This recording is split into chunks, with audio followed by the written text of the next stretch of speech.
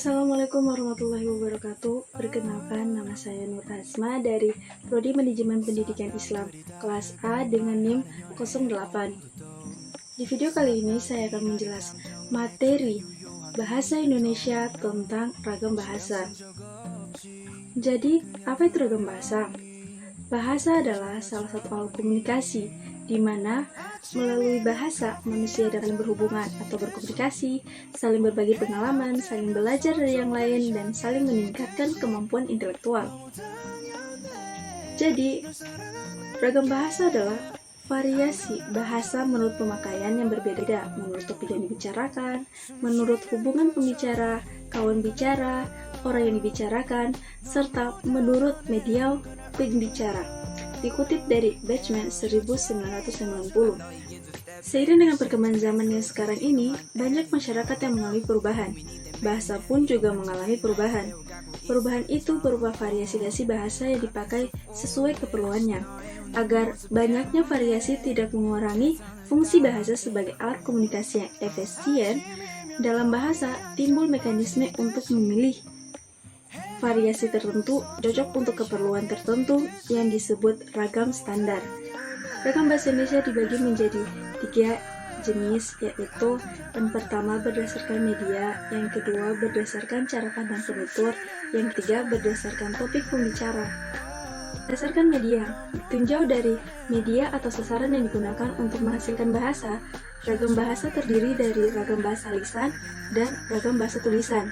Ragam bahasa lisan adalah bahasa yang dihasilkan melalui alat ucap atau organ of speech atau lafal. Sedangkan ragam bahasa tulisan yaitu bahasa yang dihasilkan dengan memanfaatkan tulisan dengan huruf sebagai unsur dasar.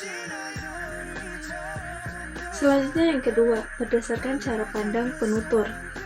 Berdasarkan cara pandang penutur, ragam bahasa Indonesia terdiri dari beberapa ragam, diantaranya yaitu yang pertama ragam dialek, yang kedua ragam resmi, yang ketiga yaitu berdasarkan topik pembicara.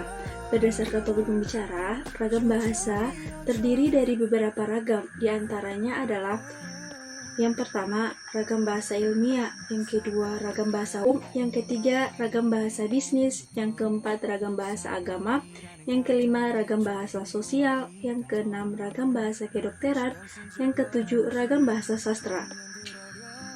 Selanjutnya yaitu beberapa faktor yang menyebabkan timbulnya keragaman bahasa, yaitu yang pertama faktor kebudayaan atau letak geografis, yang kedua faktor ilmu pengetahuan, yang ketiga faktor sejarah. Jadi ragam bahasa itu kan terbagi 2 jenis, yaitu bahasa lisan dan bahasa tulisan. Pada ragam bahasa buku tulis, kita harus menguasai menggunakan bahasa Indonesia yang baik dan benar dan menguasai EYD atau ejaan yang disempurnakan. Sedangkan untuk ragam bahasa lisan, kita harus mampu mengucapkan dan memakai bahasa Indonesia dengan baik serta bertutur kata sopan. Nah, selanjutnya itu bagaimana sih ciri-ciri dari ragam lisan dan ragam tulisan? Ciri-ciri dari ragam lisan yaitu yang pertama tergantung situasi, kondisi, ruangan, dan waktu. Yang kedua, tidak perlu memperhatikan unsur gramatikal, hanya perlu intonasi serta bahasa tubuh. Yang ketiga, berlangsung cepat. Yang keempat, sering dapat berlangsung tanpa alat bantu. Yang kelima, kesalahan dapat langsung dikoreksi. Yang keenam, dapat dibantu dengan gerakan tubuh dan mimik wajah serta intonasi. Dan tadi itu kan ciri-ciri ragam bahasa lisan. Sekarang yaitu ciri-ciri ragam bahasa tulisan. Yang pertama yaitu tidak bergantung kondisi, situasi, dan ruangan serta waktu. Yang kedua, harus memperhatikan unsur gramatikal. Yang ketiga, berlangsung lambat. Yang keempat, selalu memakai alat bantu. Yang kelima, kesalahan tidak dapat langsung dikoreksi. Yang keenam, tidak dapat dibantu dengan gerakan tubuh dan mimik muka, hanya dibantu dengan tanda baca. Pertama, bahasa lisan merupakan bahasa yang primer. Yang kedua, dapat disesuaikan dengan situasi. Yang ketiga, bahasa lisan lebih efektif. Sedangkan Kelebihan ragam bahasa tulisan yaitu yang pertama, adanya penggunaan tanda baca dalam mengungkapkan ide. Yang kedua, dapat digunakan untuk menyampaikan informasi. Yang ketiga, tidak terkait dengan kondisi dan waktu serta ragam bahasa lisan. Berikutnya yaitu kekurangan ragam bahasa lisan dan tulisan. Kelemahan ragam bahasa lisan yaitu yang pertama, memerlukan kehadiran orang lain. Yang kedua, unsur gramatikal tidak dinyatakan secara lengkap. Yang ketiga, dipengaruhi oleh tinggi rendahnya suara.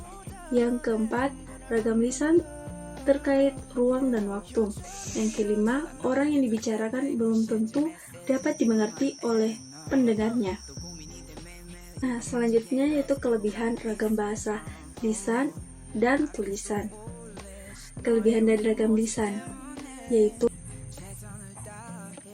sedangkan kelemahan ragam bahasa tulisan yaitu yang pertama, tidak memerlukan kehadiran orang lain. Yang kedua, unsur gramatikal dinyatakan secara lengkap. Yang ketiga, tidak tertutup.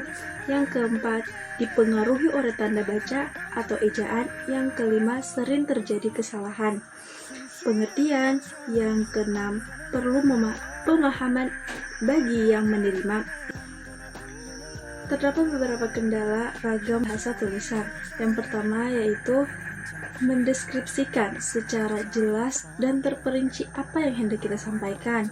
Yang kedua, tidak penguasaan tanda baca. Yang ketiga, tidak sesuai konteks dan konsep. Yang keempat, tidak sesuai situasi dan kondisi. Yang kelima, tidak mempunyai penggunaan bahasa Indonesia yang baik dan benar dan tidak menggunakan EYD.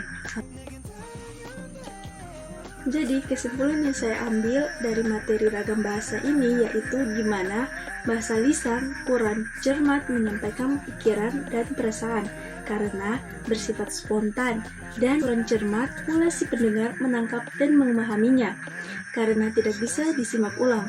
Tetapi ada kelebihannya yaitu menyampaikan pemikiran dan perasaan dapat didukung dengan intonasi, mimik muka, suasana yang ada atau diciptakan seperti serius, bergurau, haru, dan gembira.